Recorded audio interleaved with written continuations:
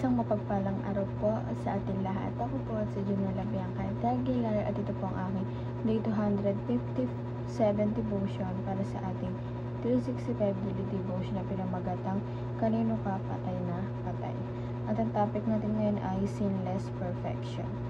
Sabi po dito yung concept na Sinless Perfection teaches that believers can become completely free from sin in this life, but Scripture disagree.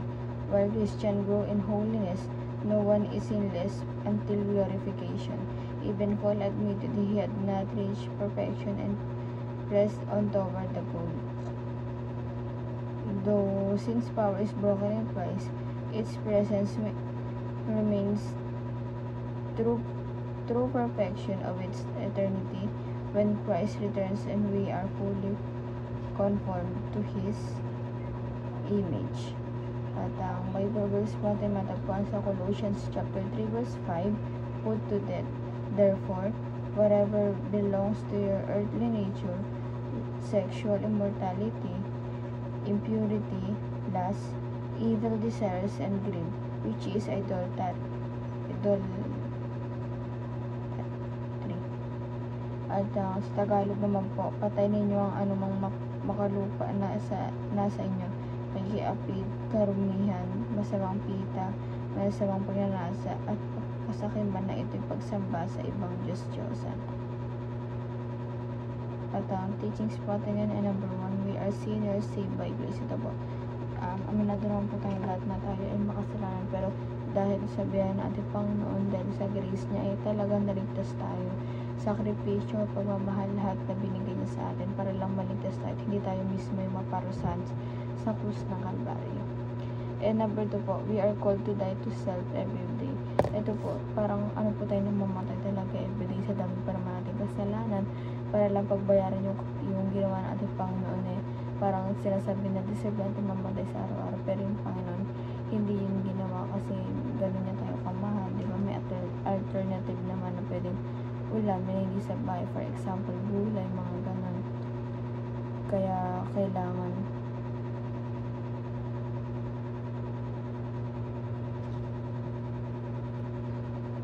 na tawag dito, talagang humingi tayo ng kapatawaran sa ating Panginoon at igabay palagi sa ating gagawin sa buhay.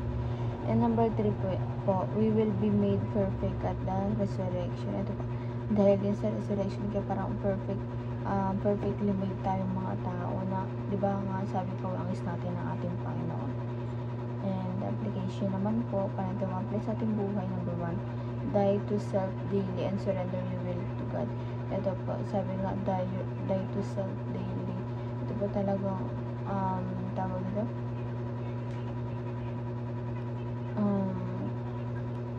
deserve din natin mamatay sa araw-araw para tawag dito, and surrender din natin yung buhay natin sa ating Panginoon para din natin siya, magabayan tayo at malig yung buhay natin. And number 2 po, do your best in everything for God's glory. Ito po, sa lahat ng bagay, anumang profession mo, kung nasaan ka man, kailangan mong galingan sa bagay na yun na, di ba, kahit isipin mo, kahit konti lang yung sound, if working ka na, diba? Pero ako katulad ng mga student, tinatry, lagi kong binibigay yung best ko, syempre sa may pag-aaral, kasi doon ako nilagay ng ating Panginoon, pero hindi naman nababuhay ang pag-aaral, syempre, mag-work din, ganun. Kaya, sabi nga po nito, do your best. And number 3 naman po, depend fully on the Holy Spirit for empowerment. Ito po, para ma-apply po natin ito sa ating sarili, kailangan nakakadepende tayo ng buong puso, buong kaluluwa, physically, mentally aware yung sa Santong Espiritu para sa ating empowerment, diba? Kasi kailangan maging open tayo sa ating Panginoon in case na ganyang mga senaryo. Kailangan maging tayo sa Kanya, maging honest tayo, kasi wala naman din sekreto na hindi mabubunyag lahat yan, kahit sa tingin mo nakalimutan mo na yung pagkakasalanan, pero sa ang ating Panginoon hindi niya rin nakalimutan kung paano ka magmangako at sabihin ko anong mga plano mo sa buhay, na sana susunod na lang natin sila kung anong plano mo, Lord. Yun yung maingay, di ba? Kasi ang dami um, tawag dito, ang dami na nangyayari ngayon, kaya kailangan i-surrender natin sa ating Panginoon at talagang maniwala tayo sa Kanya. And yun lamang po ang aking devotion ngayong araw. Sana ba matutunan kayo, at huwag mo itong kalimutan na i-share sa ating mga mahal sa buhay, and God bless po sa ating lahat.